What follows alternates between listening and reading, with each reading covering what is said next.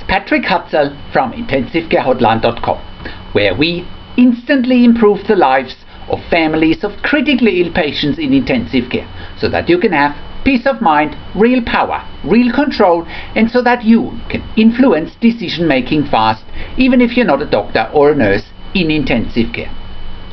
This is another episode of Your Questions Answered, and in last week's episode I answered another question from one of our readers, and in fact the question of the last 3 weeks were the first, the second and the third part of the question. My mum has been in intensive care for 3 weeks now and she's on ECMO for ARDS. Will she survive? You can check out last week's question if you're clicking on the link below this video.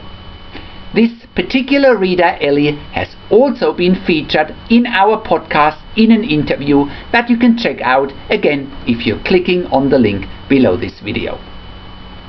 In this week's episode of Your Questions Answered, I want to answer another question from one of our dear readers, and this week Jared from Toronto in Canada asks, my brother is in ICU after he had a car accident and he's not waking up. Help. Hi Patrick, my name is Jared and my brother got in a horrible car accident on June the 23rd. He's in ICU and he's recovering very slowly. He's still in a coma, but he twitches his eyes a little bit and moves his arm. He has a trachea tube and I really need some answers. I came across your hotline looking at other people's stories on YouTube. My brother has a broken arm, a broken tailbone, 9 broken ribs, a pelvis injury and swelling in the brain. He's 34 years old. I don't know why he has the trachea tube and I don't know about the prognosis. He's had surgery and I'm pretty sure there is something measuring his brain pressures. Not completely sure, but I think there is. How long do you think he will be in a coma for? The doctors say he's stable and he can breathe on his own.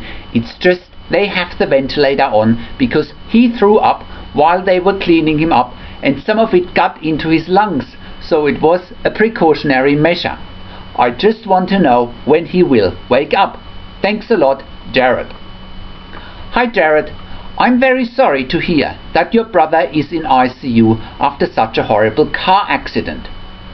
Just from what you describe, especially with 9 broken ribs, the intensive care team might have inserted a tracheostomy because they anticipated a prolonged ventilation time. Therefore, a tracheostomy is easier and it's also safer to wean a critically ill patient off a ventilator. It's something you also need to ask the doctors and the nurses.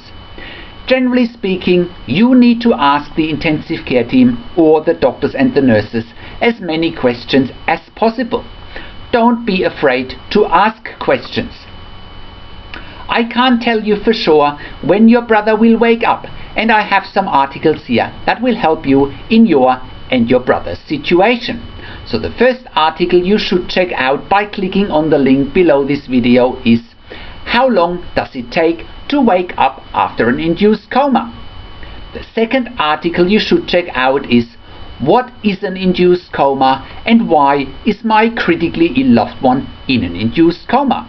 Again, click on the link below this video in the written version of this blog. Also, Jared, as I said before, make sure you ask the intensive care team as many questions as you can.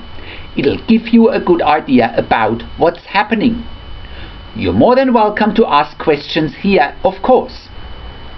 It does make sense that he has the tracheostomy if he vomited and they had to protect your brother's lungs.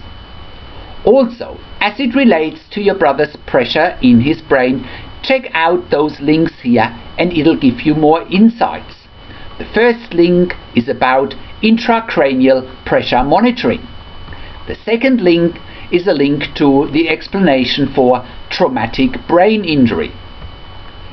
Again, make sure you ask the intensive care team whether they think the brain injury has caused or will cause some brain damage.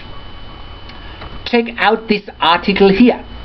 how long does it take to wake up from a traumatic brain injury or severe head injury? Again, click on the link to this article below the video. I really hope that helps, Jared. Please let me know if you have any more questions. How can you have peace of mind, control, power and influence whilst your loved one is critically ill in intensive care? You get to that all-important feeling of peace of mind, control, power and influence when you download your free instant impact report now by entering your email below. In your free instant impact report, you learn quickly how to get peace of mind, real power and real control, and how you can influence decision making fast whilst your loved one is critically ill in intensive care. Your free instant impact report gives you in-depth insight that you must know whilst your loved one is critically ill or is even dying in intensive care. Sign up and download your free instant impact report now by entering your email below. In your free instant impact report, you learn how to speak the secret intensive care language so that the doctors and the nurses know straight away that you are an insider and that you know and understand what's really happening in intensive care. In your free report, you will also discover how to ask the doctors and the nurses the right questions. Discover the many competing interests in intensive care and how your critically ill loved one's treatment may depend on those competing interests. How you can eliminate fear, frustration, stress, struggle and vulnerability even if your loved one is dying. You get 5 killer tips and strategies helping you to get on the right path to peace of mind, control, power and influence in your situation.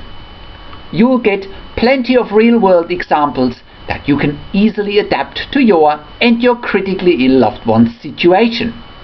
How to stop being intimidated by the intensive care team and how you will be seen as equals.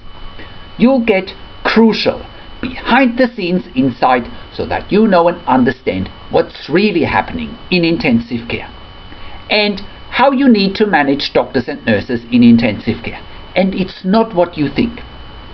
Thank you for tuning into this week's Your Questions Answered episode, and I'll see you again in another update next week.